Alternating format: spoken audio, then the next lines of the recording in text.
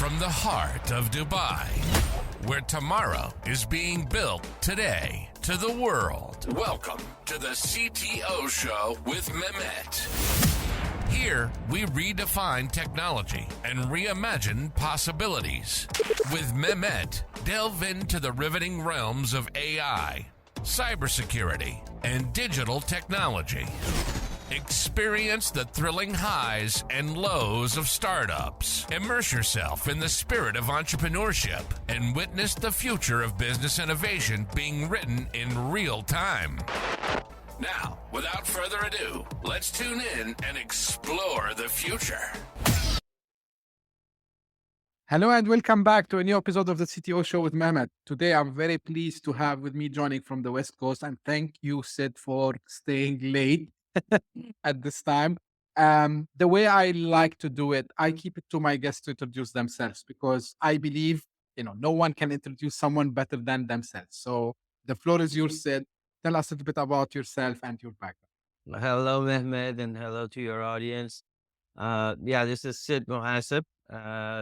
Some folks call me the entrepreneur philosopher because I focus on entrepreneurship. I've been an entrepreneur for 40 some odd years, have started many companies, made investments in many more, and I've also been consultants to some of the big names across the globe.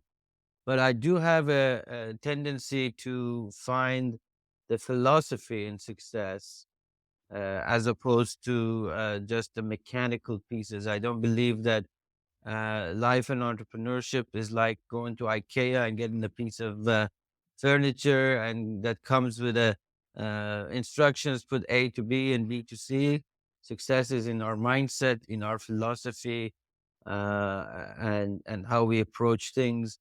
And the idea is that we are not them, you are not them, you are you, and it's your authentic self and your capabilities that would lead to your success. So that's me. In terms of background, as I mentioned, I've started many companies. I've had a venture farm that makes early stage companies. I teach. I'm a professor at USC, University of Southern California now, and I teach both in engineering school and in business school. And I also am an author. I've got a few books. The one behind me is the latest, which is The Authentic Entrepreneur's Way. You Are Not Them. The other one is The Caterpillar's Edge. Both bestsellers that I'm very proud of. And I do a lot of writing about various topics from AI and its implications on our future and to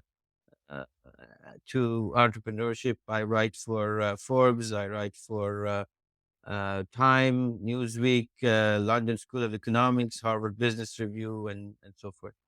So that's me. Welcome again, Sid, to the show, and I'm, very pleased that we've been connected together. So let's start a little bit where you ended, talking about AI. Now, and because, you can cover it from a practical perspective and maybe from an academical perspective as well.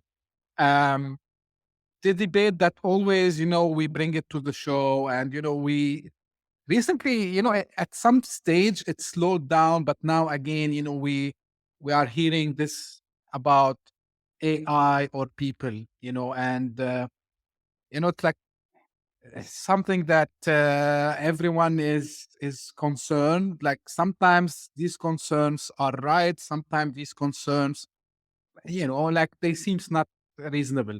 So, what are you, observing? I would say, being also in as I said, in both sides, in the practical business side and the academic side. So what can you tell us about what's happening? Well, if you want to focus on what AI can do for us, and AI is, by the way, a big term. It's pretty confused. People talk about machine learning as AI. Some have a tool that does automation. They call it AI. So it's a pretty confused term. Yes. But assuming that we focus on where a machine can learn from the past behavior, which is from data, and apply uh, decisions or drive decisions that would influence the future. uh let's stick with that definition, and hopefully there's learning that happens from that perspective, which they call reinforced learning in terms of getting technical, that Right. can apply to future. For example, an autonomous car learns from how you brake, how you stop at the stoplight, and all that sort of behavior things, and it's observed people driving for, I don't know, 800 million miles or some outrageous number, and as a result has certain routines and develop certain things that can behave. But the situations can always change. So there are no two situations exactly the same, meaning you're driving at to a particular uh, crossroads at 65 miles an hour. Somebody else is at 52 and a half. The other guy is raining. It's 23 degrees outside or 67 degrees. It's raining. It's all of those conditions are never really exactly perfectly the same. So there is some learning that applies to new things that happen. So let's assume that's the parameter that we're talking about. Uh, Yes. in that case, there are many studies now that McKinsey and others have done that suggests that by 2030, some go to 2035, somewhere around 13 to 14 trillion dollars with a T of economic impact would be created by AI. Now, let me put that in context. The GDP of China is about 17 trillion now. So Hmm. this report, by the way, was a few years back in terms of. So it means that the equivalent of 1.4 billion people, as in China, working for an entire year, because that's the GDP of China, will be realized every year because of AI. That is Wow. a significant number. So whenever there is such an economic impact, money will flow. People will go there. So is the movement unavoidable? Absolutely. It has Hmm. economic. Now, so is it real? Yes. Is it here to stay? Absolutely. Is it going to change some job? Absolutely. Uh, when cars were originally introduced by Ford, the people who drove horse and buggies had to change. They had to learn something new, do something new. So is it going to impact jobs? Absolutely. Is it going to create new jobs? Absolutely. Some say it's going to impact somewhere around 800 million jobs. Impact, not eliminate. Impact. Or Hmm. 400 million would be eliminated. This is worldwide out of about 5 billion jobs that exists in the world. So it's going to impact about 10-15% of the jobs. Most of the people used to think that it would impact the manufacturing jobs most. And that's why it wasn't a big deal. Now people are saying that it's impacting the knowledge workers' job. And that's why you see all the hoop now, because the knowledge workers, as long as it was the poor workers at the factory level, it was okay. It wasn't a problem. Now, if it's the writers, oh, that's a big problem. If it's the engineers or the coders and those, oh, that's a big problem. The fact of the matter is, it's going to impact both, and it's going to impact it, in my opinion, positively. It's going to have an evolution in our that's starting now, but I'm not sure if it would be realized in our generation. Let me explain myself. Fast forward when your cars are driving by themselves, where you don't have to spend hours and hours on the phone to connect and disconnect your phone if it doesn't work, to call some call center, to all that stuff. That's what I call mundane, taxing things that we've done. That means you and I would have a lot of time on our hands. Right. So what are we going to do? sit in our cars, go around the thing, play with Facebook or Instagram every day in our back seat because we're not driving. There is going to be an inevitable push for us to enter a new era of evolution, which is an era that has to do with innovation and creativity. We have to now evolve in a different dimension than the way we have been evolving in our physical format and so forth. So, is that going to happen in my lifetime? Likely not. But is it unavoidable? Absolutely. Now, 61%, I think this was a Reuters survey recently. 61% of people are afraid of AI. And 7% say, I don't know enough, but it looks like I have to be afraid. So that's almost 88% of people. That's a lot of people. Now, if you go on media and say, hey, all is good, nothing, nobody is going to turn to the TV to that. And nowadays we have every media has to have a heading that's provoking, so people click on it. So it's a clickbait of stuff. So what we have is all of this hoopla has started a pretty robust and not necessarily truthful or fact-based conversation. Now, it is true that the writers, for example, have been on a strike in the United States for quite a while. And they're Right. saying, well, what if the AI writes some sort of a script? And then what are we going to get out of it? Well, if you're only as good as the AI, which is the history or it's duplicating, we got a problem. Problem, and we're avoiding to evolve in the right direction. What happens to our residuals then? Because some AI can duplicate. So it is these are real issues that people are facing in terms of changing their job and their income and so forth. But is the answer stopping growth and evolution and change? I don't think we're going to have enough force to push back against the economic $13 trillion annual economic impact. So either we get with the flow or we'll be pushed out of the way, just like those guys who rode the horse and buggies and refused to go get a driver's license. Right. So it is a complex problem that has been made more complex because of all these that are impacting people in a way. Now, the other thing that's important in this argument of AI and the evolution and what's going to happen is this idea of if we should fear AI for other reasons than job. For example, taking control of of our world, them becoming the master and us the slaves. So for one thing, AI machines are learning from us, our biases. Right. It consumes data, which includes all of our biases, and that's what's being duplicated. That's what we're telling. It's like a guideline. We're saying behave this way. It's like if we tell a car or teach a car, an autonomous car, hey, every time you see a pedestrian, go hit him.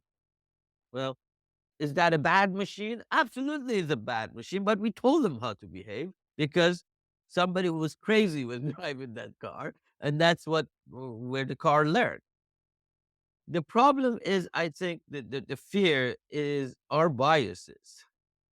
So when people are saying, oh, this all deep fake and it's all these things that people are clicking on things and it's changing their opinion because of the fake news and the fake this and all of that. Hey, guess what? Who's generating that? We're teaching the machine behave this. Right. So should we be afraid of the machine or should we be afraid of ourselves? That's 100% right, Sid. Very valid point, I would say. Yeah. Now, but we blame the machine, and that's the problem. I always tell this, like, and I was discussing with a guest, one time, uh, and like if AI is generating bad content sometime, because actually we have bad content out there, and the AI is just consuming this and regenerating it again. So we can't blame on it. Um, like I would just put my 2 cents here, and then I want to take it further from there. So, like, yeah, it's gonna change the job, you know, nature of the jobs or what we're gonna be doing. Absolutely, yes.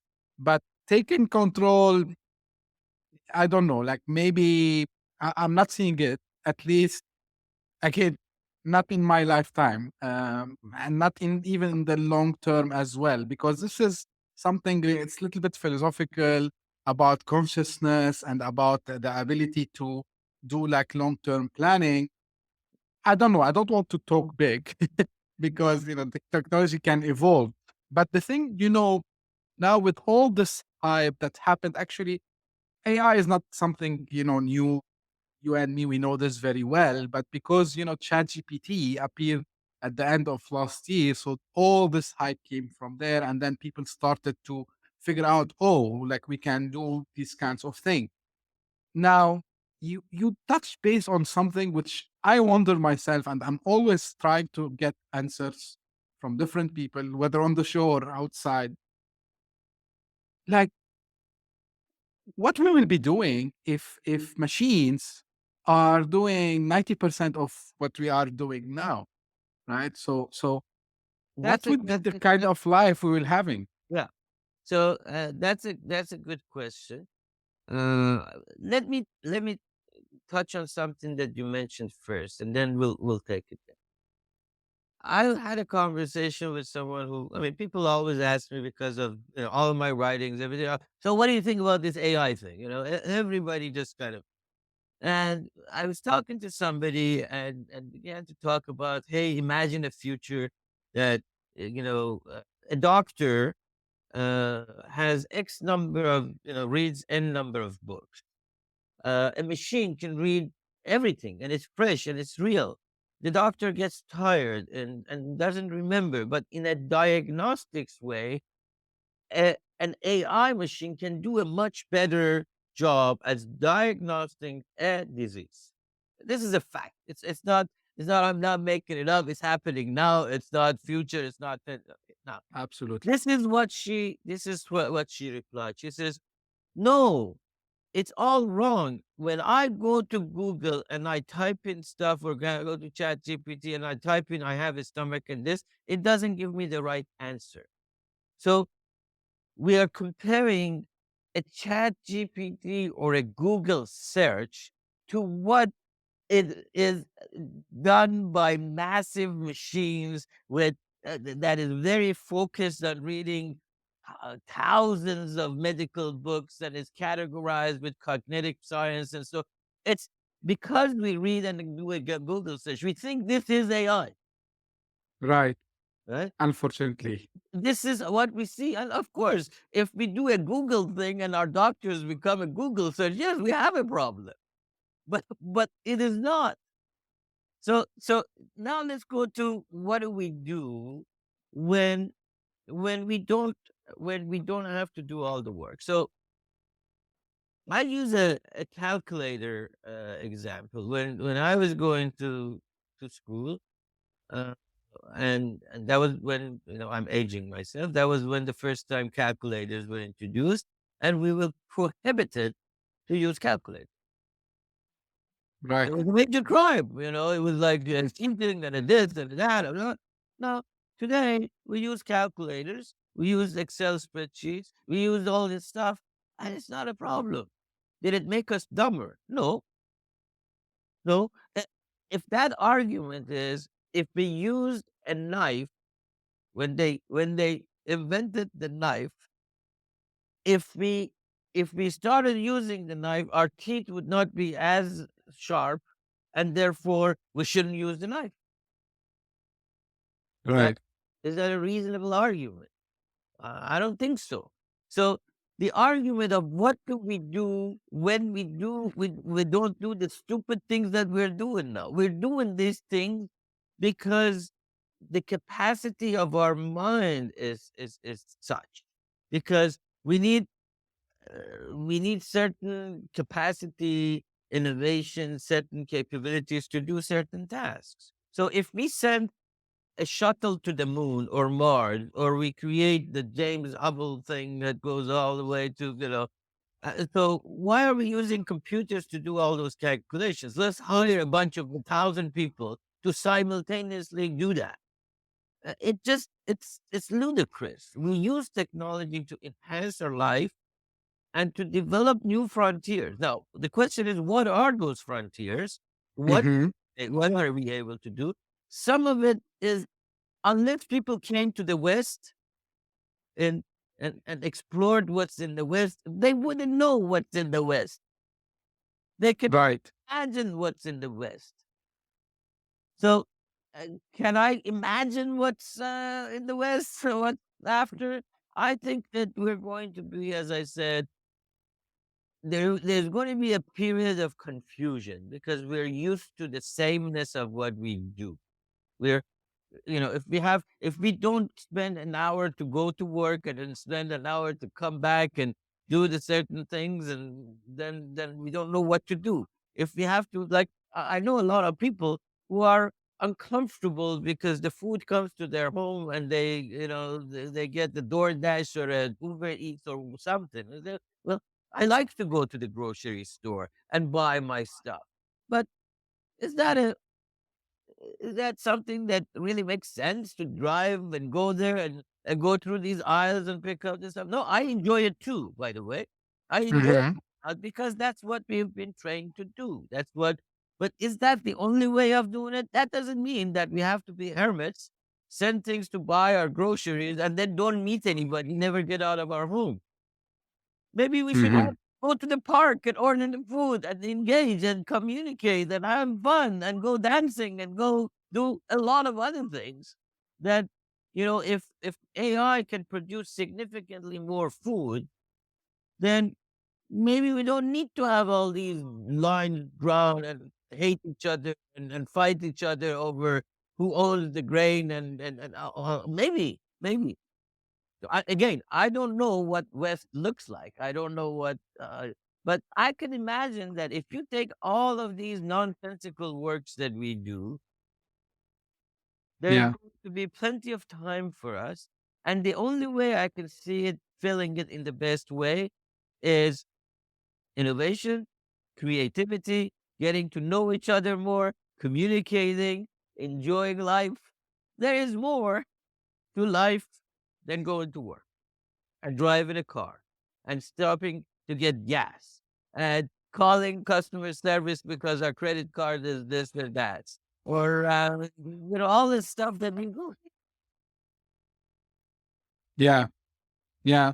Actually, a couple of I was doing solo episodes like a couple of months back before I started to make it just only with guests. So, and at that time, I think I saw one of these articles that you just mentioned. They are clickbait, definitely.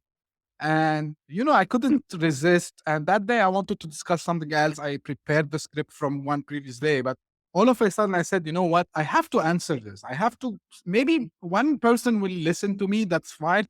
I don't mind.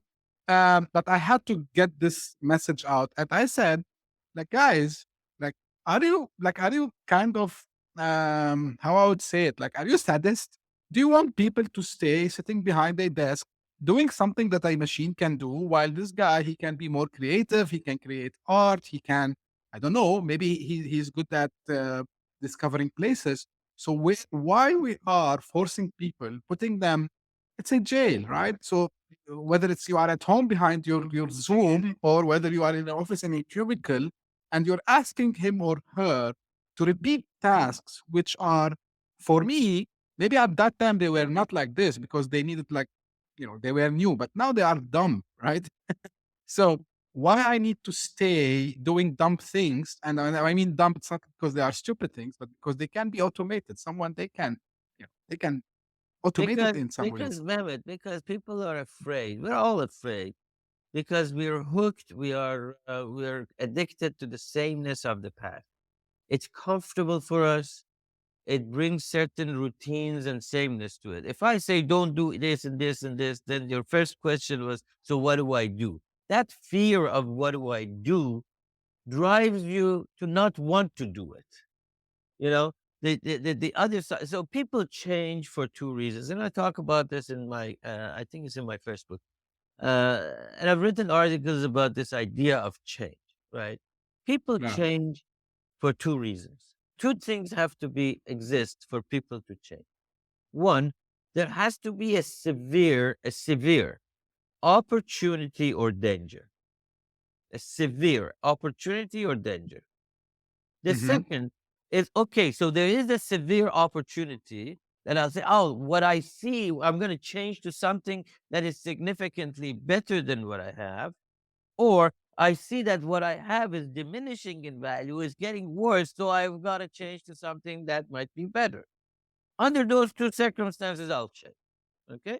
Now, the direction of change has to do with trust. Which Hmm. direction do I change? Do I trust myself? In companies, I use this analogy with management. When you go and leadership says, hey, do this and do that and go in this area, we got to change to do this, we got to change to do that. If people don't trust you, they're not going to go in that direction. First, you got to show them that this is significant and severe opportunity or, or danger. And then they've got to trust you to follow you to the new place that you tell them is better. Right? The problem is people feel that there is a danger. They don't see the opportunity, like what we Hmm. talked about. They feel the danger, but they don't have the trust. So one element of change exists today because of the media and blah, blah, blah, blah, all that stuff. They are fearful, but they don't trust. They don't trust which direction. They don't trust of adopting this because they feel the capitalism machine wants to get them out of a job, and then how do they eat?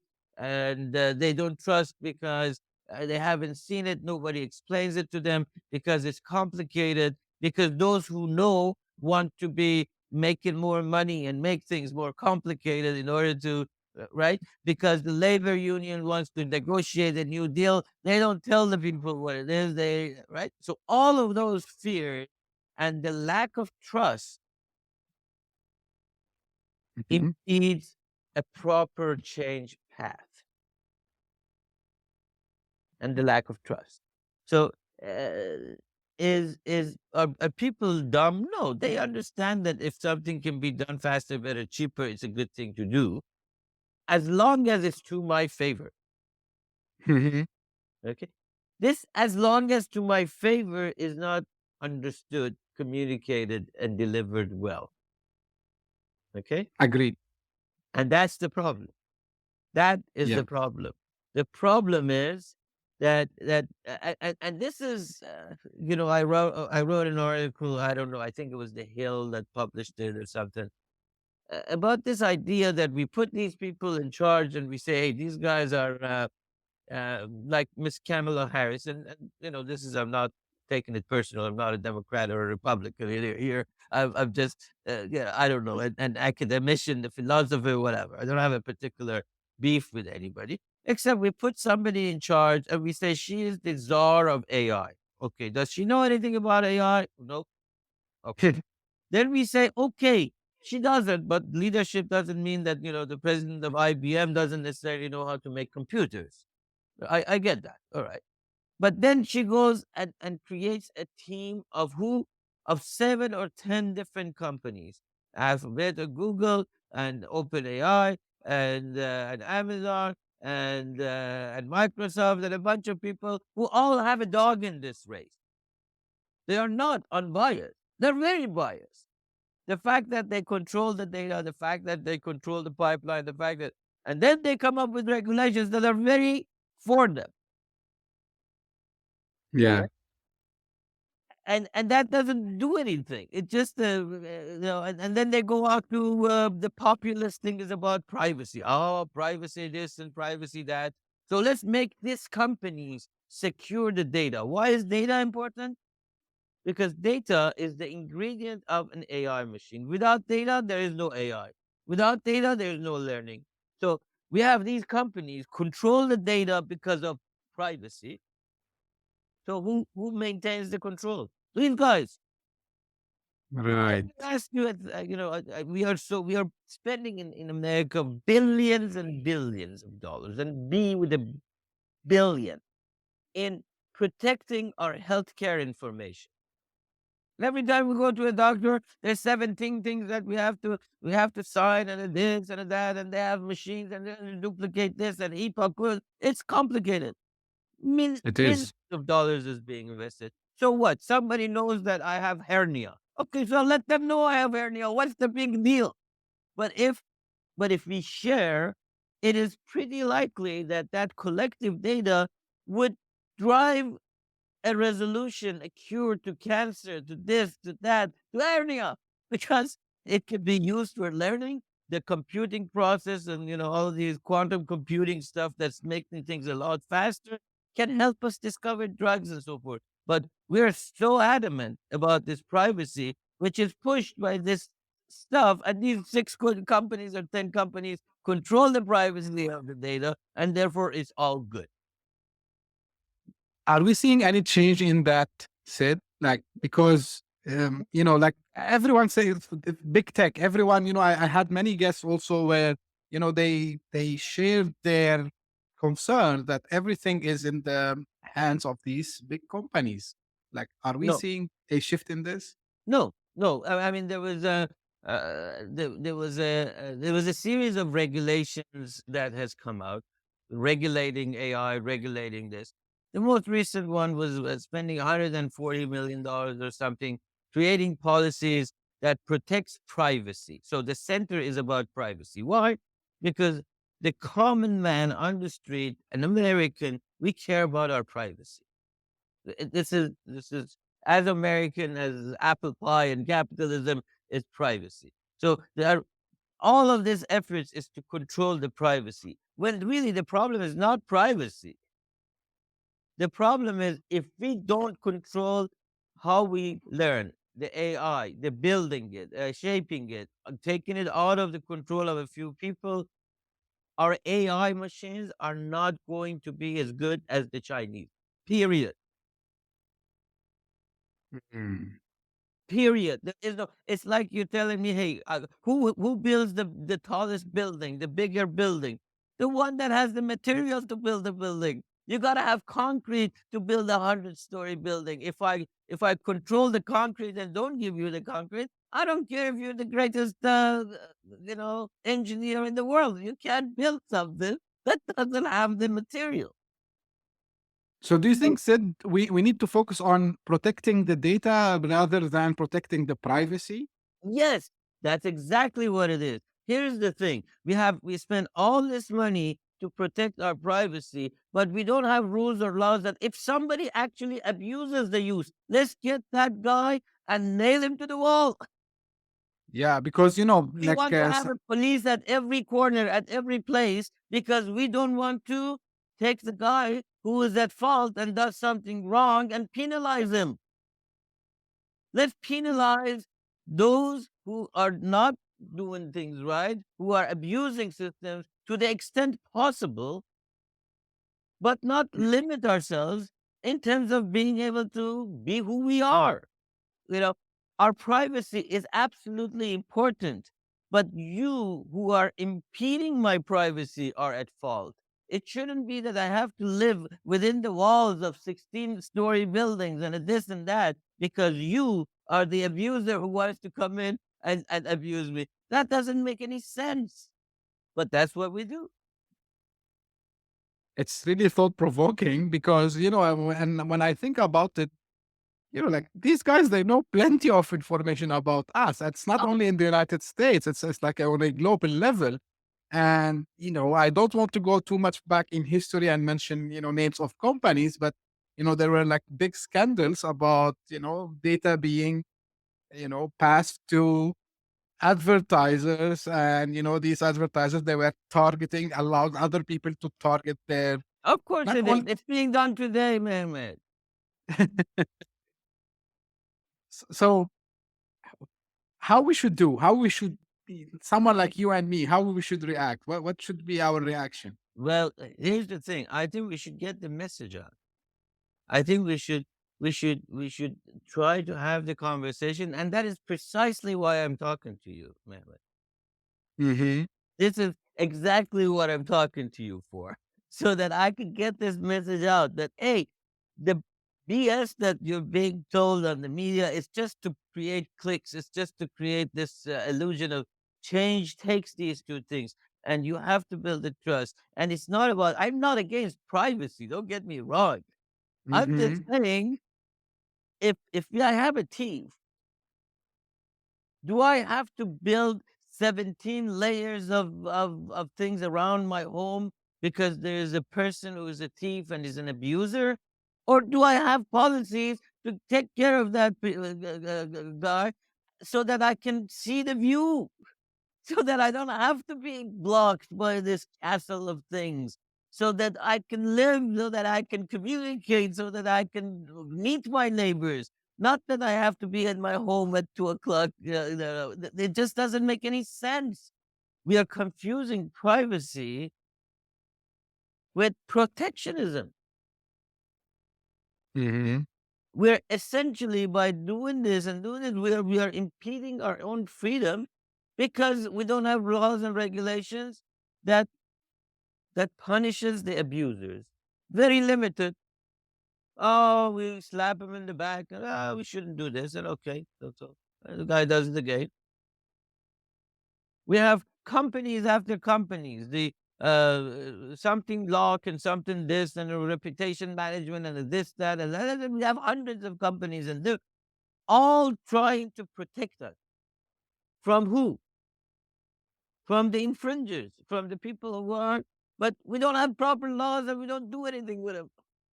So let's do something with them so that you prevent them from coming in. If somebody Mm. abuses somebody's bank account, get that guy, close all of his bank account. He's got nothing to do and he has to do free work for the rest of his life. You do that for 10 people, they won't come into your bank account again. Yeah, yeah. So what's the alternative, Sid? Like, like again, the fear of every guest they shared with me, and okay, I think everyone shared this fear, is that these guys are so strong, you know, and what they try to do, and I'm talking here purely technology and business, by the way. So whenever something new comes up, what they try to do is they swallow it and they make it part of their bigger ecosystem.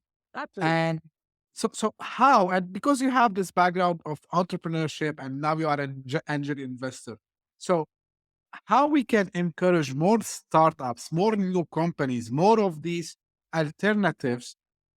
And again, I'm not. Don't anyone misunderstand me. I'm not, an anti-fang or something here. But I like to have alternatives. Like I need to always have like two, three alternatives in front of my hand. But what we are seeing, that you see always they acquire, acquire, and end up by okay, we have now in the AI like two major players, right? If you look about something else, maybe two or three players, and the rest are yeah, they're not here anymore. So how So we there are can do? complicated things at work, Mehmet. They're very complicated things. So let me give you my perspective. That again, I you can see that I'm pretty opinionated. So I do a lot of opinion pieces for different places. So at one point, I wrote an article about Elon Musk, and I said, "You see, we've given this guy $2 billion to build Tesla. Excellent. It's subsidized. He's done a great job. I'm not Mhm. arguing that he's smart. I'm not arguing." Then we are giving him some hundreds of millions of dollars to send the shuttles to the moon and back and to the Mars and whatever. Then we have taught him how to shoot from those things because we've got military things on top of these, things to shoot asteroids out of space. Okay. Then then we have this thing that he's doing, that's neural network that sends pulses to, okay, that's fine. He's a smart guy. That's good. Good. Now you've given him the control of over 2,800 satellites with an option for him to buy up to 40,000 or so satellites. I don't know the exact, FCC has given him to put 40,000 satellites up in the air.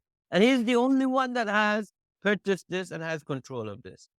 Now, I don't know if you have seen any of these James Bond movies with villains that have good intentions, but no one man should have this much control. If he wants to give everybody free internet, nonsense, free internet, and then if he decides to, flip the coin, the whole internal, it's just, and he's practicing it at Twitter. He doesn't like you, boom, you're off. Mm-hmm. Okay. Now, imagine he had the control of the communications of the world. That's a problem. So when I did this article, I had TV stations after articles after people coming after me that why don't you like Elon? It says it's not about Elon, it's about me, it's about you. No man should have this much control over our life. The problem is the politicians get paid to vote in a certain way. The problem is the lobbyists derive certain things in a certain way. And you and I, because Google is free and it gives us something for free, we go back there every day because it solves our problem. We choose to give them our data. We choose. Can we go a different way? Likely not, because we don't have an alternative, as you said. But there are ways that we can control this. If we had regulation that if you use my data, pay me for that data. Pay me for the data that I'm giving you. You're building an AI machine, that's okay. Use my data, but pay me. Let Yeah. me let me share the benefit of whatever you make, and then we're good.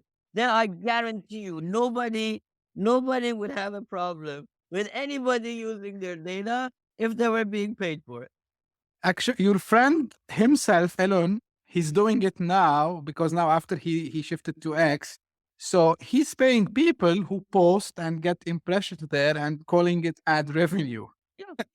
Which is a smart move, honestly, because when people didn't understand why he's doing this, but it was the smartest move, against what Meta did with the thread. So because he wanted to keep people there, and he created this hype that if you keep posting here, so we're gonna pay you money if you get.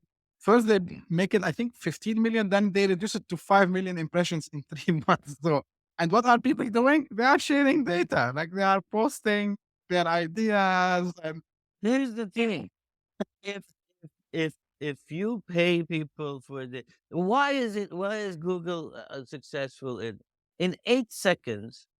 You type something, you ask for a piece of information. In 8 seconds, it gives you something. It may not be the perfect answer, but it gets you closer to where you want to go. right, And you are more than willing to give them that search, that information to do that. Then they say, hey, I'm going to give you a free Google Doc. I'm going to give you a free spreadsheet. I'm going to give you a free this and a free that.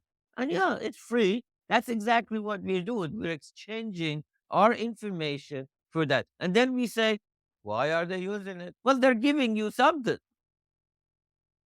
If the yeah, exchange is not right, if you're not happy with what you're getting, which is the answer to some searches or the user, then don't do it. But you obviously have an exchange between you and Google, you and Facebook that says, I enjoy looking at these pictures.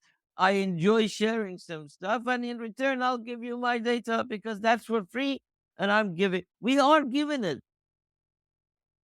yeah, We are doing it. And then we're saying, why are they making money off of our data? We give it to them.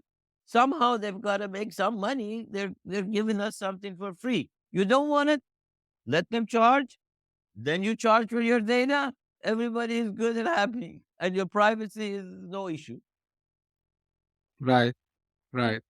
But by the way, people, this is the funniest part. If you tell people now you have to pay We don't. Um, We don't want to. s- yeah, and I take, for example, again, an example from Google, like YouTube. So if you go for the premium, you will not see the ads, right? And you have full, I would say, freedom to do whatever you want. But say, you know what? No, no, no. I will watch this ad. I'm fine with it.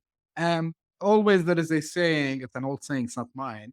That if something is free, you are actually the product, right? So Yeah. now, shifting gears a little bit, Sid, and because you are an angel investor, and you are seeing it from both perspectives.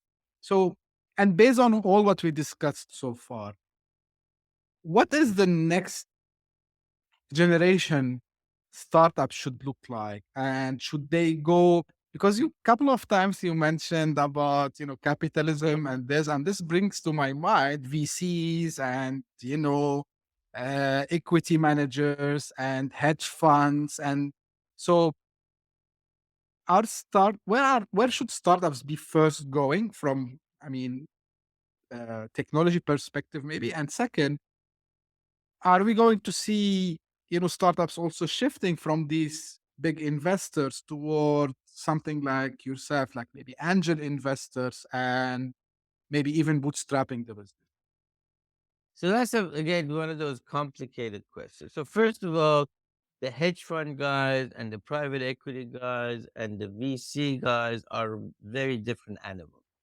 They play with different rules and they play in different parks or ballparks or however you want to call it. So let's talk about the startup ecosystem. In the startup ecosystem, it begins with you and your credit card. You make an investment and do something, and then you go to friends and family, your cousin, your dad who couldn't say no to you, your mom, and you squeeze the second uncle, and then you go there, friends and family, and then you go to angels, folks like me, uh, and there are two kinds of angels. There are people who make money off of real estate, and then or they're doctors that just got too much money, they give it to somebody. Or there are people like me who are professional angels. This is what we do for a living.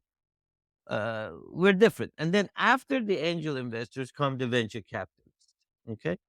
The problem is that the model is rather broken.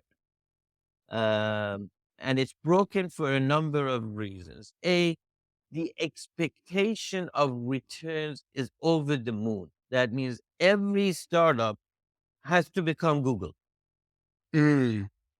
And the way it becomes Google is there's this thing that, hey, you pump more money, go, market, free this, free that, capture market share, spend more money. And then in order to raise more money, you have to increase the valuation of the company. And all of a sudden, we have hundreds and hundreds of unicorns worth billions. Are they really worth billions? No, they're not. But they had to get him up because the first VC went in, and then he doesn't want to, that guy doesn't want to say that, hey, my valuation went down. So he increases the one today and the next one and the next one. And along the way, what happens is you get, you get, you get companies like the one that woman Elizabeth, whatever did, or you get fraudulent activities that happens because they have to do a BS because realistically you can't grow something that fast, and it's nonsense. So that's one. The other thing is the size of these VC firms have grown significantly. For people that aren't familiar with venture capital firms, they're usually a couple of three guys. Usually that's the way it starts. Some of them have some operating experience. Most of them are attorneys or they have good connections and so forth. They put 1% of the fund, 2% of the fund if and then the rest of it is somebody else's money. They raise money from teachers union or from endowments or from other family offices and so forth. So if there's $100 million fund, maybe 1 million came from these two, three guys. The rest of it are investors. So these guys are administrators essentially.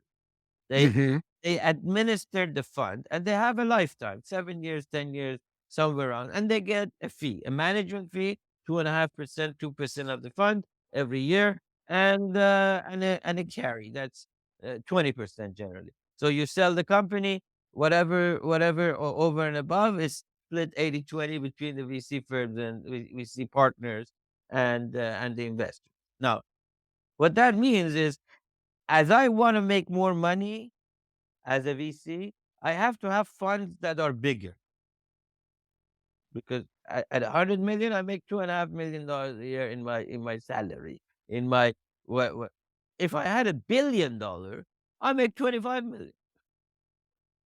So every time Yeah. I this, so my objective is to boom, boom, boom, fast, fast, create these funds, go from 100 to 200 to $300 million, so I get more, and then I've got spread at all this stuff. And now, if I have $1 billion or $500 million fund, and there is three of us, I can't make investments of 1 million or two. That means that I have to have 1,000 investments. Who's going to sit on their board? Who's going to control them? Nobody. So I have to make investments that are 20, $30 million a pop. In order to do that, I need bigger company. Hmm. Okay. So that's the gap that's created. So there's a gap. There's a gap. Now, here's what I mentor and talk to a lot of entrepreneurs. Every week I talk to 2 or 3 new people. I see all these deals and so forth. There is an illusion that says a good company must be VC backed. That's not true. If you go back in history, the HPs of the world, and there's a lot of them that never had VC.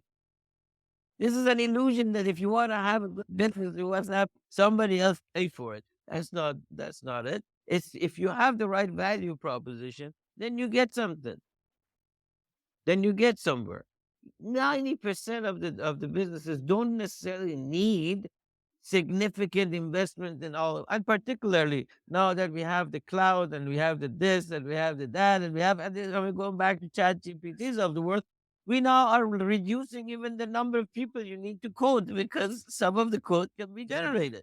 So the investments in creating a business is not as much as it used to be, and you don't need as much stuff. But the illusion is, what we've been sold, what we've been told is that you need a venture capital in order to build a new business. My thinking is that we're going to, not next year, because of this gap that has created over time, as building stuff, particularly in tech, because VCs are focused on the technology a lot. That's the majority of the Silicon Valley. Right. As creating solutions becomes easier through technology and AI and other things, the need for so much capital will go away. And I think there is going to be a different dynamics between investors and startups. Mm-hmm.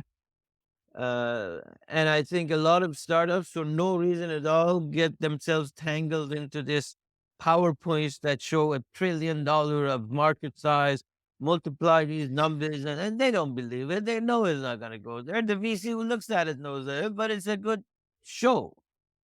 And everybody knows it. You know, the VC knows that the entrepreneur doesn't believe it, and says, hey, if he rides there, maybe he gets 1/10 of where he thinks he.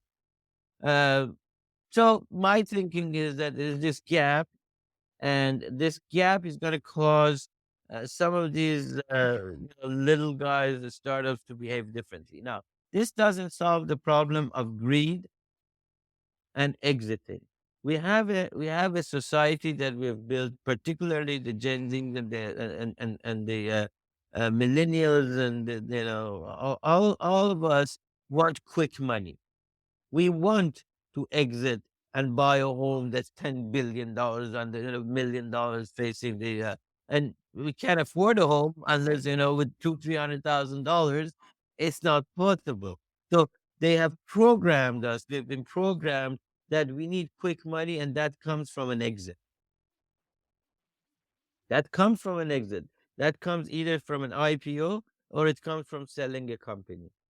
That's how now we have a different group. All these folks that are they are influencers, and they make 50, 60, $100,000 a month by posting stuff that says, I like this thing or that thing. Well, yeah, Yeah. marketing. I'm not sure how long that's going to last. And we had people who made a lot of money because of the crypto stuff, which is basically gambling. There's no real asset class to it. I mean, I'm not against it. If you've got the guts and the courage and know-how, that's fine. Lots of people make money by trading derivatives on stock market, but it's not a real asset class. It's not. It doesn't have real. So, but a lot of people made a lot of money off of it, and I think that's going to be a cycle like this. So we have Mhm. people who want quick money. That's my point. Not criticizing the crypto or the influencer stuff, but we have people who want quick money. Now, that attitude, I don't think is going to change. I think that's a societal problem that is not just in America, but I think it has contaminated uh, Oh, across all over the world. all over the world. Yeah. The quick money, and we justify it with, oh, I want work life balance, so I don't want to work, and I want quick money. And that's Yeah. and that's a problem, but that's what it is. Yeah. True. So, I think the best one who I always hear him mentioning and repeating him on his podcast. I hope that one day I would be able to interview him. Is Naveen Jain. He said, "Go solve a problem for 1 million people, and then the money will come by itself. Like, don't put." Absolutely. Do you know Yeah. where that statement comes from? Uh, That statement originally comes from, there's a firm called Kleiner Perkins. Tom Perkins, I believe, was saw the Google deal, and he was asked to be an investor, a small investor, as an angel investor. And he asked, "So what do you do?" They said, "We have 1 million people searching on the engine." It says, "I don't care, but we don't have a business model." It says, "I don't care. You give me 1 million people, I'll figure out how to make money out of it." yeah. They said, "I True. don't have a business model. We don't know how to make money off of it." They said, "That's okay. You give me 1 million people, I'll figure out how to make money out of Yeah, it." actually, it's even it applies it to what called solopreneurs or freelancers, because if you can find what's called and we mentioned on another episode the other day, fans. You can find 10,000 fans, and these 10,000 fans, each one pays you $1 a month, so you have a $10,000 a month, right? But see, here's the thing. This is again one of those quick buck ideas that, hey, if I have 10,000 fans, I charge them $1. But guess what? If you have the right value proposition, the right value Exactly. exchange, then you don't need to go after gimmicks of, I get $1 here and $10 there, and I bamboozle this or pay that for a click or pay. If you have genuine value propositions, Solve people a problem. will pay for it. Right. People will Right. pay. And that's what we've gotten away from. We're looking for gimmicks as opposed to solutions and things that would really have value to people. And people that can create those companies are going to be the winners of tomorrow, I believe. Yeah. Said, like, we almost come to the end where people can find more about you, and if they want to connect.